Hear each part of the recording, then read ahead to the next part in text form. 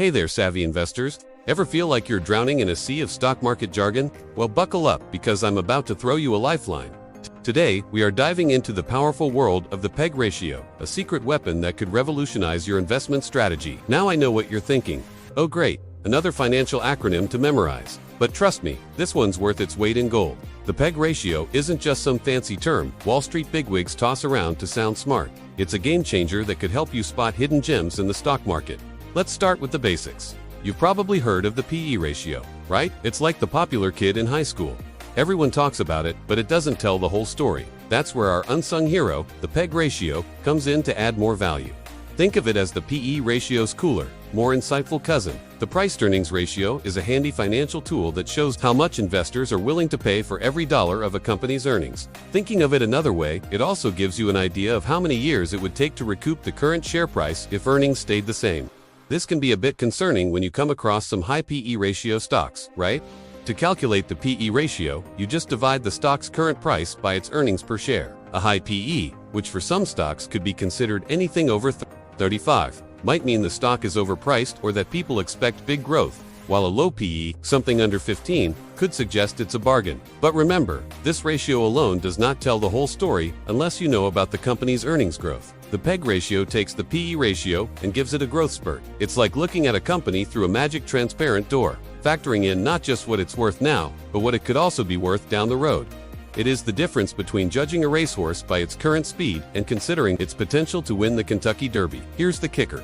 A lower PEG ratio often signals a better investment value. It's like finding a designer bag at a thrift store price, and you're getting more bang for your buck. When you're comparing stocks, the PEG ratio can be your secret stock value decoder, helping you spot which companies are truly undervalued. Let me break it down for you. Imagine you're choosing between two tech companies. Company A has a PE ratio of 10, which seems pretty cheap looking.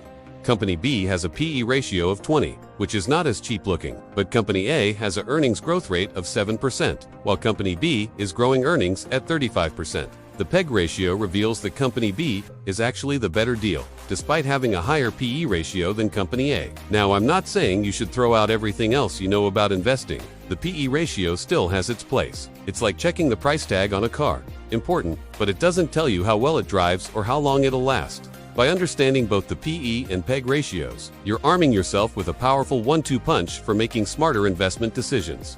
As a guide and general rule, a PEG ratio over 1 is considered overvalued. I'll consider buying a stock between 1 and 2 if I dive in and really like the company and its other fundamentals. Anything over 3, I will not touch until its PEG drops to a lower level. In reality, there are many great companies that are almost always above 3 due to their popularity. With these stocks, I put in my watch list with the plan of buying them during a correction period. Here's a pro tip. Keep an eye out for stocks with a PEG ratio under 1. These babies are often the hidden treasures of the stock market, undervalued opportunities just waiting to be discovered. It's like finding $20 in your old jeans pocket, but potentially much more lucrative. Let me give you an example. A few years back, I noticed a small tech company that was flying under everyone's radar. Their PE ratio was average, nothing to write home about. But when I calculated their PEG ratio, my eyes nearly popped out of my head. It was well under 1, indicating massive growth potential that the market hadn't priced in yet. I dug deeper, and sure enough, every other piece of information told me there was nothing wrong with the company, and was just oversold, which happens a lot. So, after I did a bit more research on the company, I invested, and well, let's just say it paid off handsomely. Sometimes it can take months, or even a year, but eventually, a stock with a good earning growth rate and at a reasonable price will be discovered by the big money in the market and send the stock to the moon. One thing I do now is, I have a watch list of stocks that have great compound earnings growth rates over multiple years. These stocks also have other good fundamentals like a low debt to equity ratio and good return on equity, which I'll get into later in other videos.